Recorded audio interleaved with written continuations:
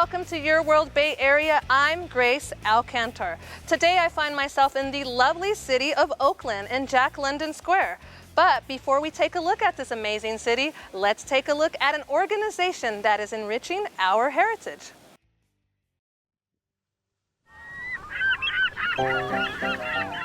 Not far from Monterey, California, known for its oceanic wonders, lies a place that is enriching our heritage. Compare the weight of these. And it's in Moss Landing, California. Hi, have you been here before? Did you see the word Shakespeare outside? This place is the Shakespeare Society of America. My name is Terry Taylor. I'm the president of the Shakespeare Society of America. We're a 45-year federal nonprofit corporation that started in West Los Angeles in the 1960s. And the society, the mission and purpose of the society is to inspire education and personal development through the works of William Shakespeare since virtually 1607.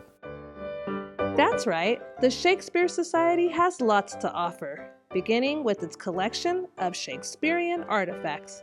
There's well over 1,000 different museum and memorabilia pieces, ceramics and costumes and props and sculptures and busts of all different types. All of these flowers are plants. You also never know who will visit the Shakespeare Society. We've had over 10,000 visitors from 98 different countries, around 30% educators, maybe 10% social workers. We had the Princess of Belgium come in. Her brother was the sitting king that day. Now it's her nephew. Pretty interesting, huh? In fact, this organization has a long history of promoting Shakespeare scholastics. Well, the Shakespeare Society of America was the sort of inspiration of our founder, Arthad Taylor, and he was so inspired by reading the complete works of Shakespeare, all the 38 plays and all the different poems and sonnets, that he felt like the public should have more access to it. And we've been in Moss Landing for about 7 years now. Can you breathe? Yes. And this was actually one of the style of dresses that they would wear in the production of the Shakespeare's plays. These are much easier to use. Still, the prime mission of the Shakespeare Society is to impact children and youth. Very interesting that over 3,000 educators have come in on their day off, but only 2 teachers could afford to come back with classes. And so we're looking at every avenue we can find for the teachers to become more informed that we're here and that we're available. And we just received a grant from Best Buy to teach teens 21st century technology skills using 16th century subjects and objects to teach them skills with modern technique. Well, with those plays. And it looks like the Shakespeare Society will continue to inspire and educate the community for many years to come. In Moss Landing, I'm Grace Alcantar. These are the list of all those stories of the plays that Shakespeare wrote.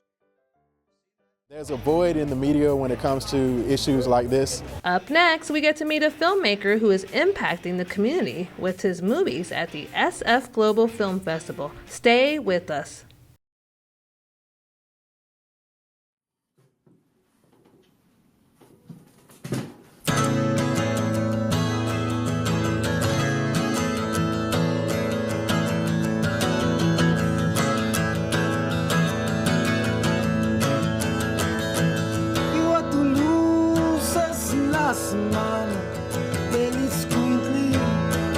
Sueño me guían por la muerte con confianza y de pronto el ruido cesa y de pronto el ruido cesa entre tanto perro ladrando, entre tanto perro ladrando.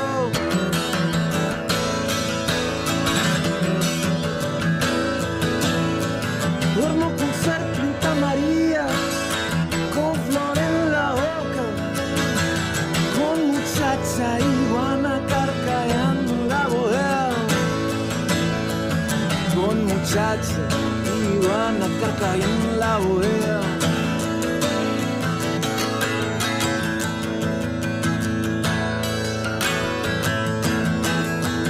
Un río de mariposas, en un río de mariposas, como canica pasa la gente por la terminal. pasa la gente por la avenida 26.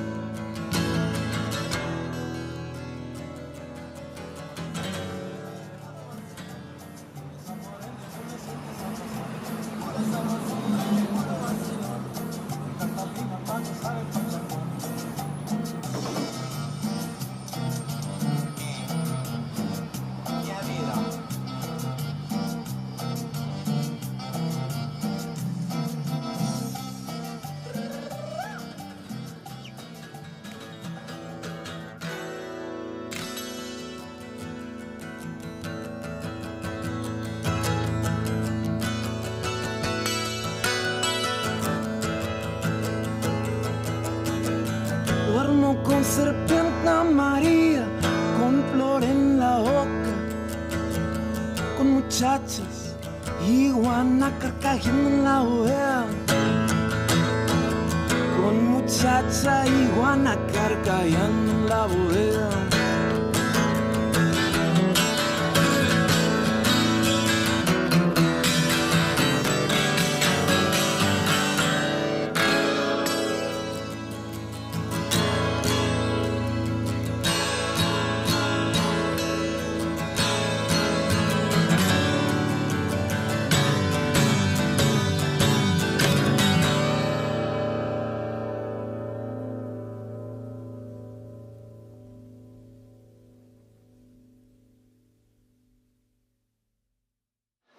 One of my favorite things to do in the city of Oakland is go to the movies. I also like to attend the many film festivals that the city has to offer.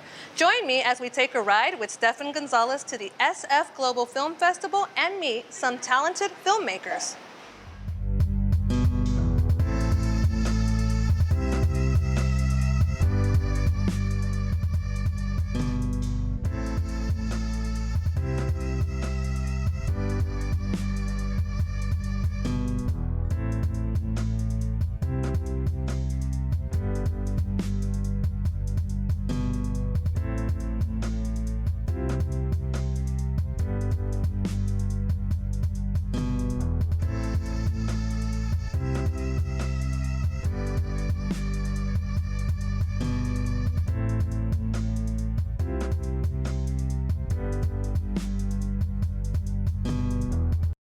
I'm at the SF Global Movie Fest down here in San Jose, California, and this is my first time here.